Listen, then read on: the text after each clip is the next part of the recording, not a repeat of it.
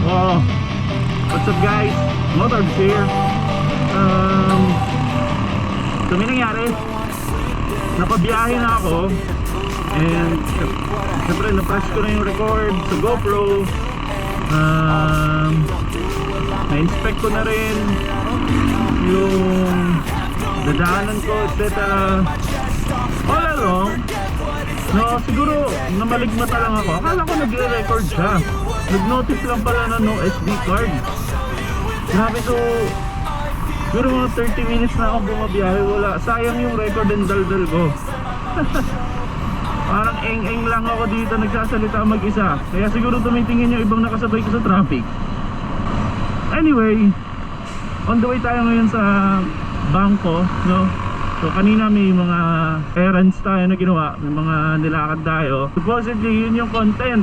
Kaso wala, hindi ko na-press yung GoPro.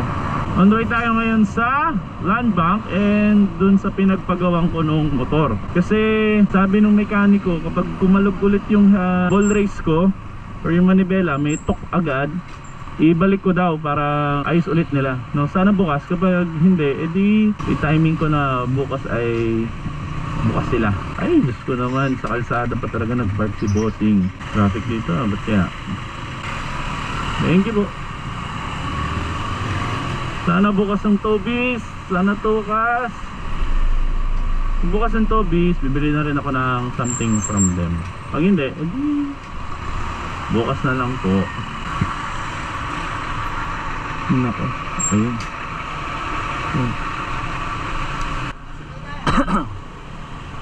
So, ay no, naglilinis pala si tita. Sorry po.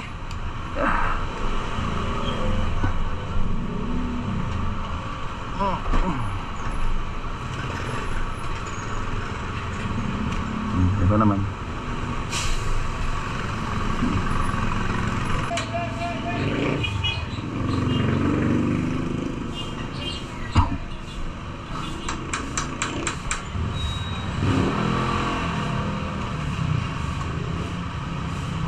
Dating mo, kakarating ko lang. Okay.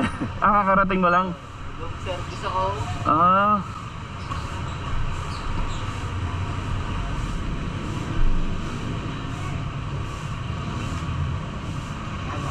Ito.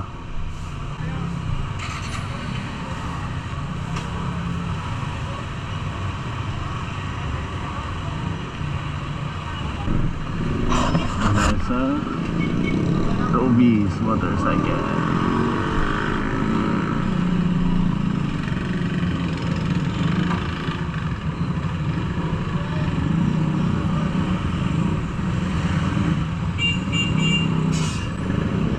Grabe traffic dito. Diba siguro ng mga nagsasakay na jeep.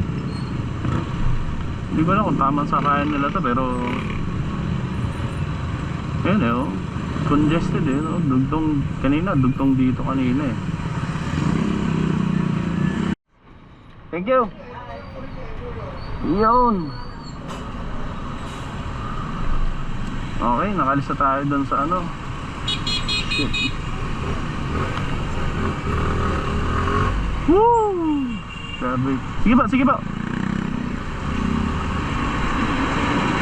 Grabe ang gulo dun sa intersection na yun.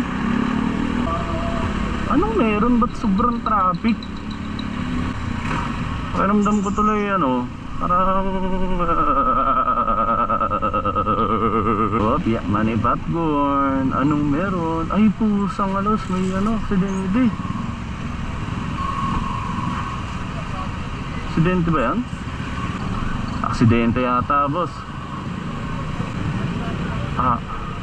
Sige po, abante po tayo. Huwag na tayo mag-traffic. Okay guys, so nakalampas na tayo doon sa traffic. Kaya pala traffic may aksidente. So kailangan natin mag-doble ingat, no? Hindi naman natin alam yung buong istorya kung bakit nagkaroon ng aksidente doon. Hopefully buhay, no? Sana hindi ganun kalala yung nangyari sa katawan o sa kalusugan ng mga naandun. Kasi grabe, hati yung ano, yung motor. Ito sila, oh.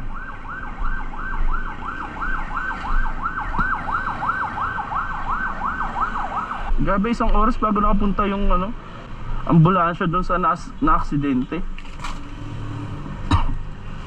Okay guys, no, nakaka-withdraw na tayo. Nakakuha na rin natin yung kailangan natin pang sa biyahe natin. Nagde-decide ako kung dito ako dadaan kanina kasi syempre may aksidente dito eh. Nagkaroon ng aksidente. So madaming bubog, madaming debris sa daan. Isip ako kanina kung babalik ako dito eh, no? Saka traffic eh. Kaso kasi malayo yung iikutan ko kung hindi ako dito dadaan, papunta doon sa pupuntahan ko. Sige, tignan natin kung anong haharapin natin dito sa lugar na to. So guys, so pabalik na tayo dun sa ano, dun sa na-aksidenteng area. Ingat lang tayo kasi masyado madaming sasakyan. Feeling ko nga hindi pa nila pinapatawid ulit yung ano, mga galing dito, pero ayan. Pangalawang balik na nung ano, nung ambulansya. Tingnan natin kung makakalusot tayo agad dito.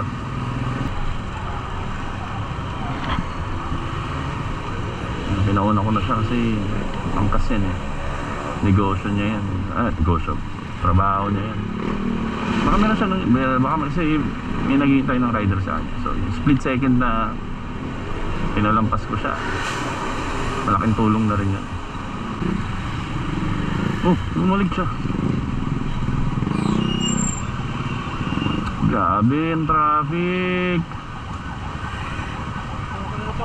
Ha?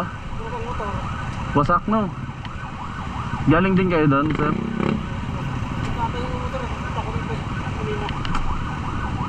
Ano nangyari? Wala ko, nakapanggaan yun eh. Tatlong makadapat sa sada eh. Wawa. Puro pati yung ano na yun, sa likod. Aray. Ito sa market siguro yun. Siguro nga ho, baka mabilis. Nakailang balik yung ano, yung ambulansya eh. Ingat po. Yan, so pabalik tayo ngayon doon sa area ng aksidente. Sana na-clear na yung iba kung na-clear na pick up na yung mga na-injure ba. Yung mga nadali ng ano, ng aksidente, mga biktima.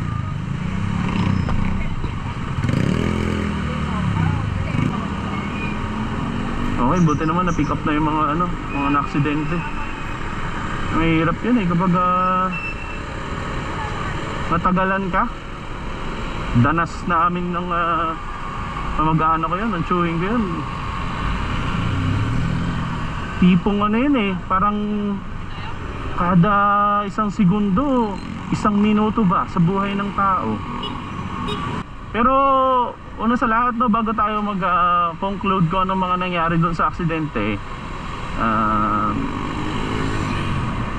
make it informed, no? Saka with respect doon sa mga na-aksidente kasi may daming nagsasabi na nagmabilis, including ako kanina nung kausap ko yung tricycle driver, sabi ko baka mabilis. Pero hindi natin alam yung buong storya, kaya mas maganda na lang yung ipahiwatig natin yung opinion natin sa respectful na manner. Hindi yung bibigyan agad natin ng kung sinong masama or kung sinong ano. Pero ang tunay naman talaga dyan, may mabilis. Kasi imposibleng mabaak yung motor nang hindi mabilis yung panakbo ng kung sino man sa magkabilang ano, side. Pwedeng yung isa o pwedeng yung galing sa kabila ang mabilis. Pangalawa guys, no? Pag nagmamaneho tayo, huwag tayo masyado magmabilis sa mga lugar na alanganin. Kasi oo, may mga speed limit na relatively mas mataas, mas maluwag yung speed limit kaysa sa mga close na lugar. Pero still, may mga lisensyadong tao naman tayo, kaya hindi natin papabayaan na magmabilis na lang tayo basta-basta, no? Punta tayo sa racetrack o kaya sa private o pribadong lugar kung saan pwede tayo magmabilis, hindi yung dito tayo sa public roads magmamabilis. Okay? So sa atin yan ha. So usapang aksidente kasi hindi natin na masasabi kung kailan, anong mangyayari. Ang kaya lang natin is yung maging proactive tayo na hindi tayo maaksidente. Lagi talagang traffic dito sa lugar na to. Parang bibihira nang hindi mag-traffic dito eh. Hindi ko alam kung anong dahilan kung ba't laging traffic dito. Siguro dahil junction yung tawag. Junction ng galing UPLB, galing Manila, galing South. So galing ng ng Mayundon dito sa right.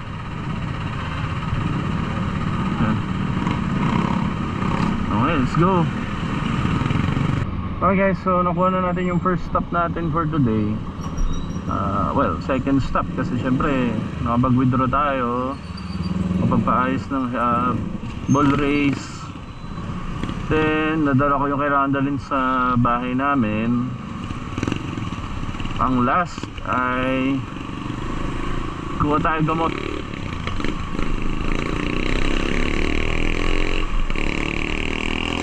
Five, 4, 3, 2, 1, 3, 2, 1.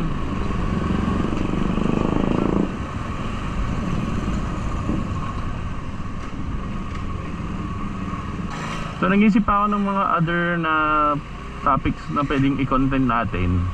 Kasi meron tayong niche na gustong gawin eh. Yung magkakape, tapos pupunta tayo somewhere, magkakape, pag-usapan ng isang topic. Yan lang naman. Ganda siguro na magkaroon tayo ng ganong topic list ulit or content list.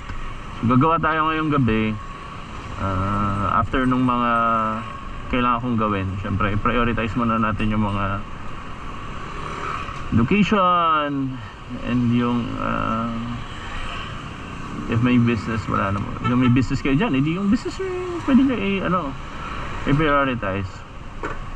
Daming tao sa Mercury. Saan ako magpapark? 7-Eleven ba or Alpha Mart? I think 7-Eleven.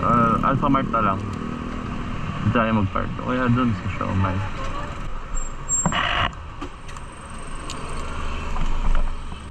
Okay, tapos na tayong bumili ng gamot for allergies sa Mercury Drugs.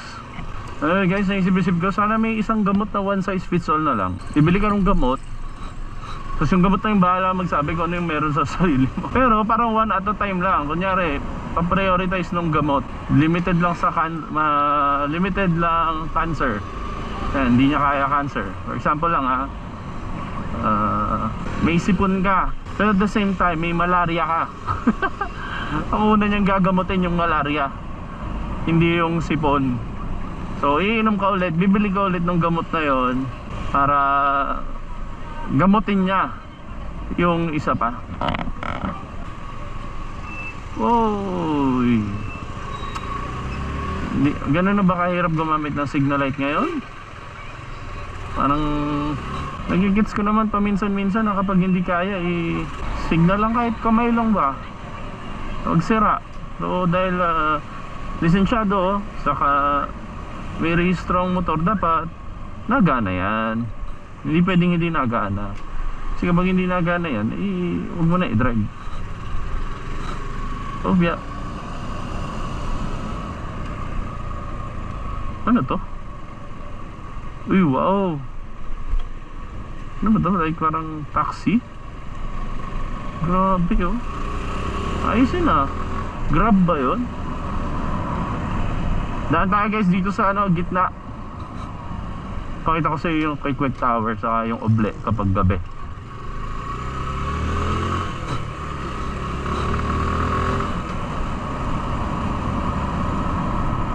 Yan.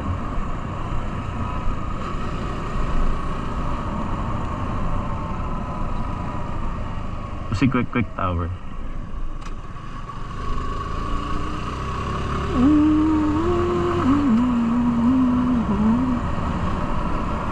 Ito naman. Ito naman si Oble. Kaso walang si Oble ngayon walang something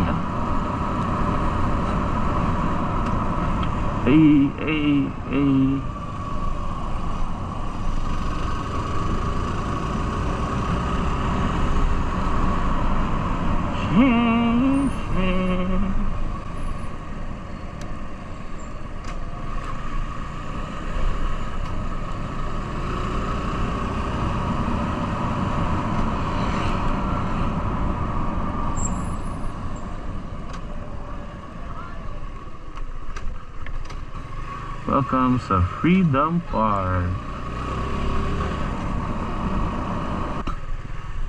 The blood of the martyr will water the meadows of France.